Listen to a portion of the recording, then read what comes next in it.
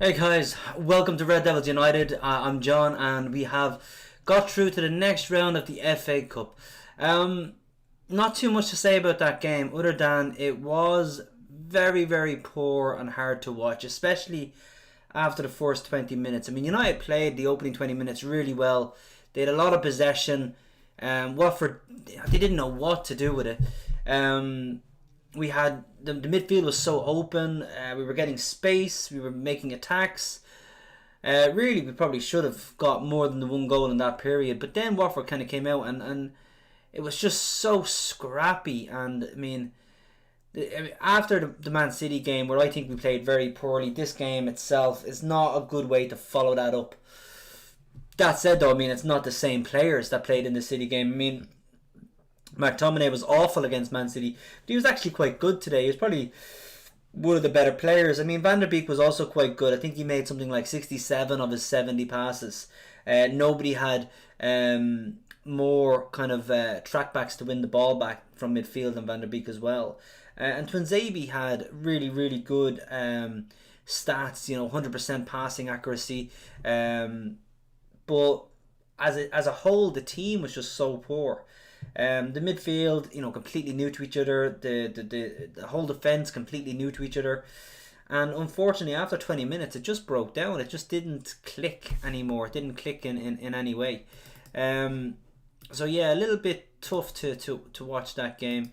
Now, I don't think we have anybody joining in live just yet. And I'm not going to make this video long because we got it out of the way. We got through the match. I would say, yes, no injuries, but actually Bali took up an injury, which is really annoying because he's played really well, and it's not a muscle injury.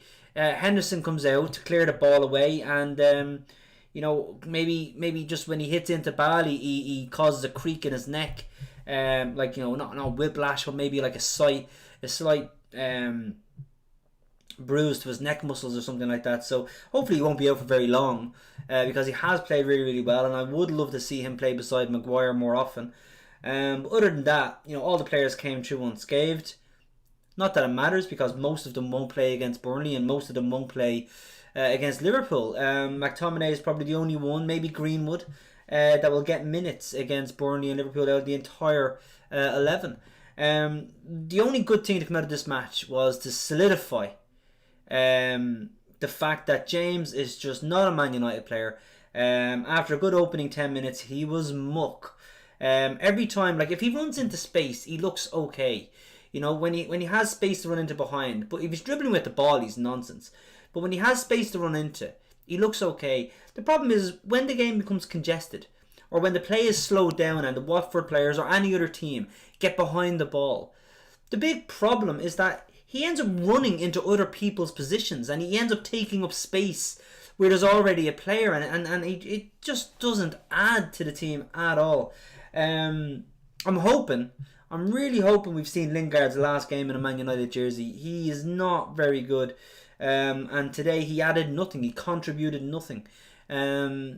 Generally quite poor throughout the day. Mata, he did what he could, but I think equally poor. But he's only there. His experience in the dressing room is vital. His experience in the training ground is vital, and he's a really good, backup squad player to have. I mean, I definitely have him over Lingard every day of the week. And again, he's a bench player at best, so I don't mind too much. But Lingard was awful. Get rid of him. James was awful. Send him out on loan or get rid of him. Van der Beek did well. Like I said, his stats were good, but he had very little ahead of him with Lingard and James. Greenwood kind of isolated, but also, in fairness, Greenwood did not play well at all. Greenwood was equally poor. So it's very hard to talk in any way positive about this game, other than the fact it's over, and we're through, and we won. Beyond that, though, very poor game, and we really need to up the tempo. We need to up the passing. We need to up the aggression. We need to win the second balls quicker. We need to play more slick moves, and we need to have better strikes on goal over the next two games if we're going to stand the chance of getting the 6 points we need from those games against Burnley and Liverpool. Two huge, massive games that we absolutely must win to have any chance of a title run. but we'll wait and see what happens. All that can be said is that we need to up the performance levels spectacularly from the last two games. Both City and Watford today, very, very poor performances from essentially 21 players. You know, we had an 11 on the pitch against City, and we had a different 10 on the pitch against Watford, and between all 21 of them, they couldn't put a good performance together. So really annoying. Fingers crossed we get a better performance against Burnley. Bring Cavani in, possibly will help that. Greenwood and Rashford and Martial come back into the starting 11. Obviously Bruno will make a difference, whether it's Matic or Pogba or Fred. That will also add to the midfield. But yeah, we need to seriously up our game and up our energy levels and just be a bit more confident, composed, and deadly, with a bit more of a killer instinct within the game itself, and try and score one or two. This game should have been done and dusted within the first 20, 25, 30 minutes, but it wasn't, and then it wasn't basically throughout the entire 90 minutes. Then Watford could have scored a goal really at any point from one of their many set pieces. And you can't really live like that for 90 minutes. We should be killing games off much quicker, like we did with Leeds, and we should do that against Burnley, hopefully, during next week. So fingers crossed we can. Like I said, not much to say about this game. Just see if there's anybody joining in the chat, which is not, which is fine. I didn't imagine there would be. As I said, poor game. Lingard and James, hopefully it's their last game for United in 2021, but we'll wait and see.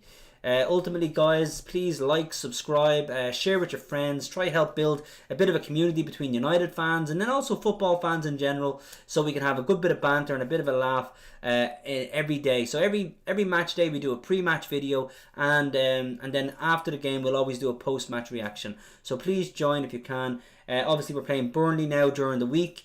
We will have a pre-match video before that game, and as mentioned, we will have a post-game video straight after the game. I'm thinking of doing the pre-match videos the day before match day, just to give the video a chance for people to watch it before we actually reach match day. But please join live, and then you can work away, chat in the chat, and read out every single chat that goes in there, and we'll have a bit of banter back and forth. You can tell me what your predictions are. But yeah, we'll leave today with the win. We'll take whatever positives we can, but we look forward now to what are two massive games coming up against Burnley and Liverpool. So please join me. And special notice, we are going to have before the Liverpool game an hour special with a Liverpool fan on the show, where we can have a bit of banter, a bit of a debate with regards to the two teams. So please join us for that on the 17th. I'll probably on the 17th, but early on the 17th. Anyway, guys, thanks for joining, really appreciate it, and I'll see you for the Burnley game. Glory, glory, Man United! Glory, glory, Man United! Glory, glory, Man United, as the Reds go marching on!